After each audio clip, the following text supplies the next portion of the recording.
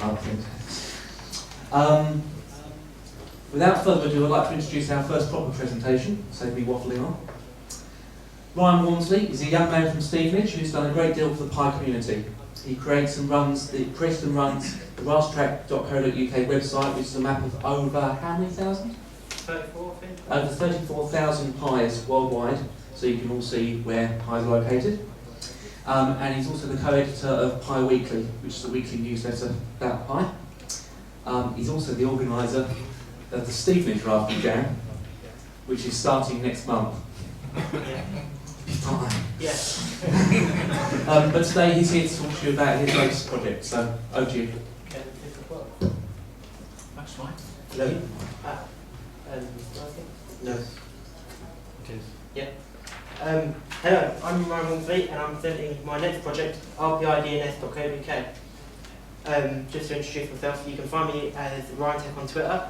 I run a blog at ryanteck.org.uk which has Raspberry stuff, other bits and bobs, just random stuff which I do in class sometimes if I get bored. And my rough track map is also at that link there. So what is RPI DNS? RPI DNS is going to be the closest alternative to a dynamic DNS for designed specifically for Raspberry Pis themselves. It's going to have a custom Raspbian and Debian packages. Hopefully these will also be on Arch, Pydora and any other operating system which people request. It works simply by the Raspberry Pi pings the server with its IP address, internal and deauthorization token. The server then processes where the request has come from, so then it can also reverse back to get the WAN IP, and then it updates it on the DNS servers, and it will then automatically sort out it for you for when you're trying to host stuff with a DNS server. And then it will also leave you an email notification feature, which I'll explain in a bit. One of the biggest problems with Raspberry Pi is that it's able to handle websites, but it can be slow, it can easily be DDoSed, and it can just stuff like that really. So to help prevent this happening, I will be offering another feature of it, which is going to be a proxy server. And how this will work is the Raspberry Pi will update the DNS service the same as it would before, but instead of it going directly to the Raspberry Pi, it will redirect to either one of my two servers which I'll be setting up for the project, and then all the bandwidth will be going through that server first and then to your Pi. This will make the site probably load faster. It will help you get prevented against like if Raspberry Pi tweet your website, which is lethal for your Pi. But Pi itself then will be able to cope easier, and it is able to host websites because I've hosted Raspberry on it before when it was about 20,000 Pi, so it's got enough power there to be able to run it. It's just getting that little bit of extra help and caching to be able to make it go speedier. As mentioned before, it's also going to have a simple IP notification system. So every time you put up your Raspberry Pi, if you want to know the IP of the LAN and the external IP, it will then email you, or possible features might be Android application. And if you're going to be a premium member, which I'll explain in a bit, you can also get SMS messages of the IP address in a few requests. So there will be 3 account types for RPI DNS. It's always going to be a free account, and anyone can use the account. You can just sign up with your email. You can upload up to 2 subdomains of RPI DNS.co.uk and 1 of your own personal domains if you wish. It will be free for life, but you'll have to put on a banner say powered by RPI DNS on it just to be able to then bring back revenue to the website, and that'll be advert supported. You can also use the proxy server feature for free, but you only get 5 gig of bandwidth, but this is to help prevent against abuse of the system. And you'll have access to email IP notifications.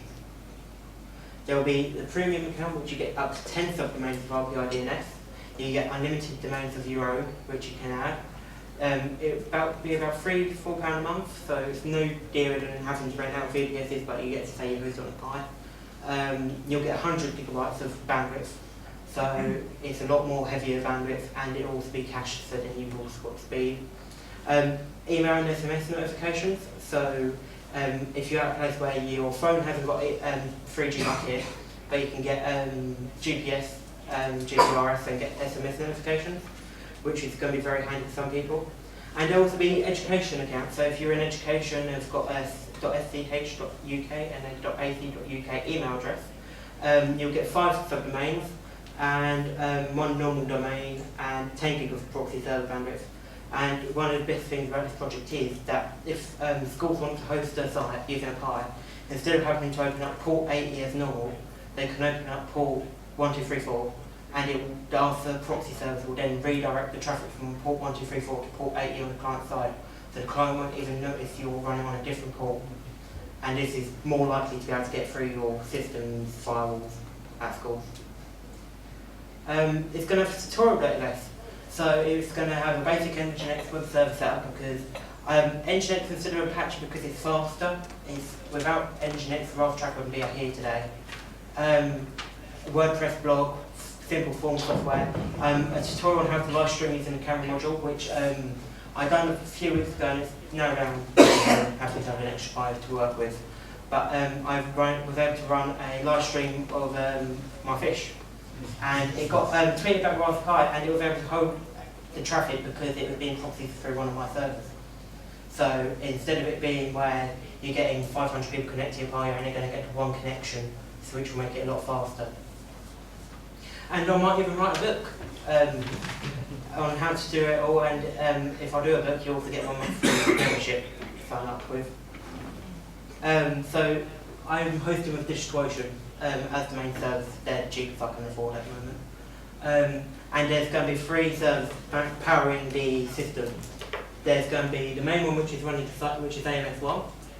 Then that's going to be running all the site, all your processes, and everything like that. You've got AMS2, which is going to be the DNS master, and both of these are hosted in Amsterdam, which get pretty much UK's bandwidth speed, so you're not going to notice a difference in speed. And then we're also going to have one in New York as a proxy, and the New York one will be more aimed at trying to focus where any traffic which is on that side of the globe will go through New York, any traffic on this side of the globe will go through Amsterdam. Current status, I've got the login and registration half completed.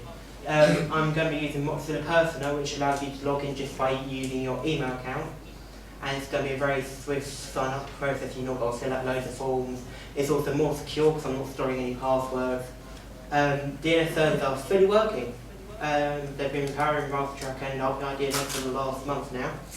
The DNS update, I've got Python script on it, it's going to be coded in Python, but I'll be making a distributable package which will be easy to install.